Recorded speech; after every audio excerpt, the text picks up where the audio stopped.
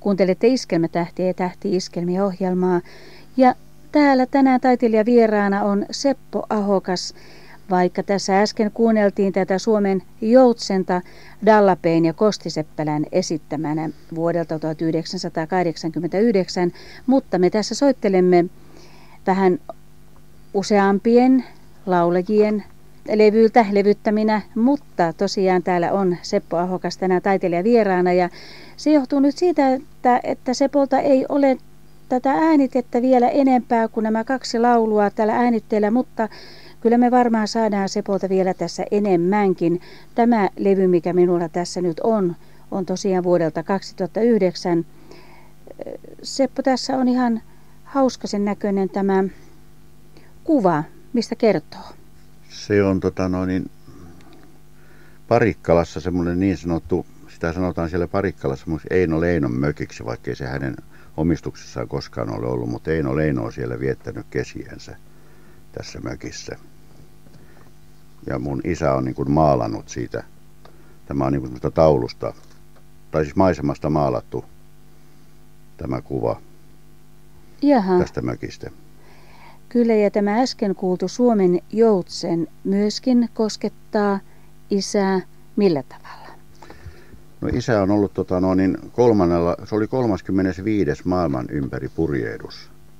Hän oli käynyt opiskelemassa musiikkia tuolla Viipurin musiikkiopistossa 6 vuotta ja sen jälkeen hän lähti Suomen joutsenen kanssa maailman merille. Oli siinä Suomen joutsenen soittokunnassa soitti saksofonia ja harmonikkaa muun muassa. Hän soitti monia instrumentteja, että hän soitti selloa ja sahaa ja saksofonia ja lauloa ja pianoa. Ja hän oli erittäin monipuolinen muusikko. Tosiaan siellä Suomen joutseniston soittokunnassa hän soitti saksofonia ja harmonikkaa. Ja varmaan niitä sävellyksiäkin on enemmänkin tullut kuin nämä 2, mutta niin kuin tässä nyt on todettua, että varmoja tapauksia ei ole hänen nimellään sitten löydetty sillä tavalla, että ne olisi teostoitu. Joo. No tässä on yksi semmoinen, vähän niin kuin semmoinen, miten mä nyt sanoisin, tästä asiasta ei voisi kauheasti huutaa, koska sitä voi niin kuin mitään todistaa, mutta mulla on aina annettu ymmärtää, että Ruusu ja hopea maljassa olisi isäni sävellys. Ja se oli jo tässä monta vuotta sitten, niin Parikkalasta otettiin yhteyttä tämmöinen kuin Armi Siitonen. Sanoi, että he tekee semmoista historiikkia isän orkesterin ajoista. Ja heillä oli semmoinen varma tieto siellä, että Ruusu ja hopeamallassa oli yksi isän sävellys. Ja kysyttiin, että onko muita sävellyksiä. Ja tämä asiahan rupesi mua kiinnostamaan, että mulla ei ollut semmoista tietoa ollenkaan tästä. Tosin olin äidiltäni kuullut, kyllä että äidilläkin oli semmoinen tieto, että Ruusu ja hopeamallassa olisi isäni sävellys. Mutta sitten kun mä olen ottanut asiasta selvää, niin nuotistosta löytyy sellainen tieto, että säveltäjä on Hannes Konno, musiikkikapteeni Hannes Konno. Ja Hannes Konno oli kapellimestarina tässä samalla matkalla, missä isä oli maailman ympäri purjehduksessa, eli siinä orkesterissa, missä isä soitti siellä laivalla, niin siitä johti Hannes Konno, että siinä on semmoinen mahdollisuus olemassa, että isä on myynyt ne oikeudet sillä reissulla Hannes Konnolle. Kyllä. Mutta sitä ei nyt enää sitten sitä ei voi selvittää sen enempää. Ei. Ja eiköhän se ole, Seppo, nyt sitten, että laitetaan soimaan tämä Ruusu ja hopeamaljassa Erkki Junkkarisen laulamana. Ja tämä on nyt vuodelta 1975.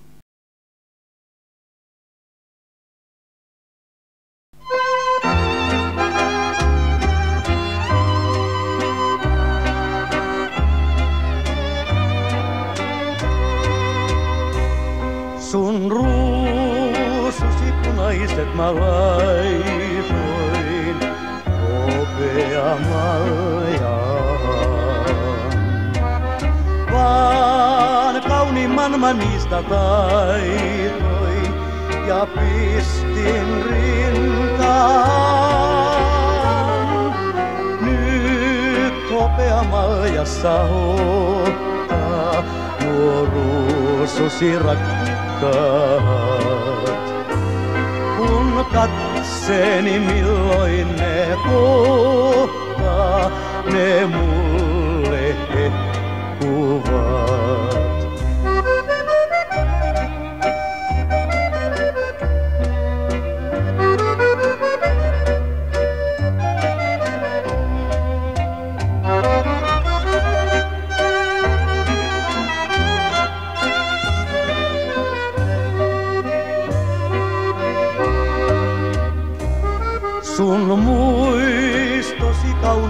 mä laitan muistojen maljaan. Taas haaveista sen sulle taitan ja kätken rintaan. Kuin hopea maljassa huuhtaa, sun ruususi kuihtuvat. Ne mieleni luoksesi johtaa, vaik missä taivallat.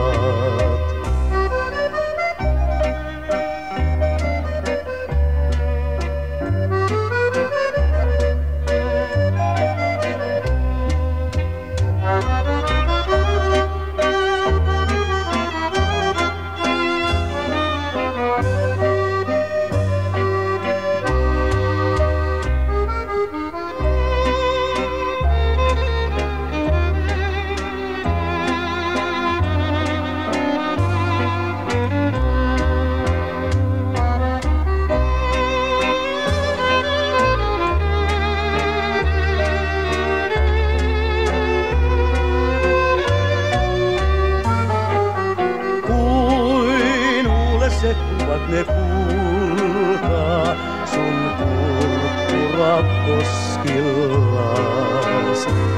Ne lietsovat lemmen tulta, jonka sytytti suudelmas.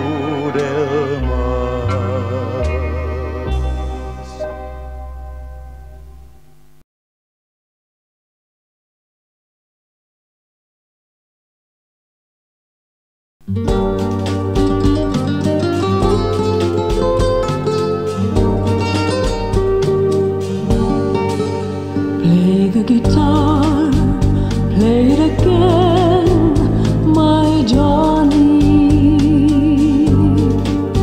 Maybe you're cold, but you're so warm.